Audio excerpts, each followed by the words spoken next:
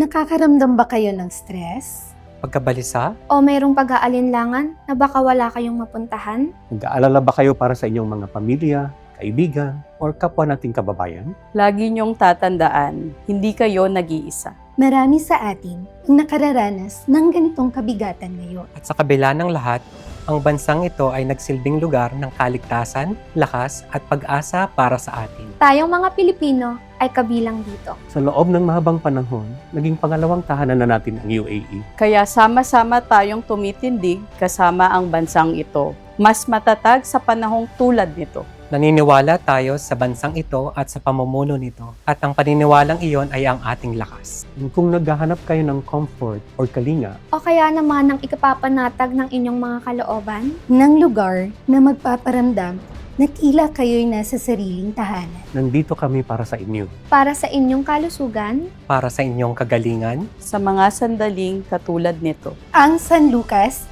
ang kaagapay ng bawat Pilipino. Dahil sa mga panahong katulad nito, ang pagkakaisa ang pinakamahalaga sa lahat.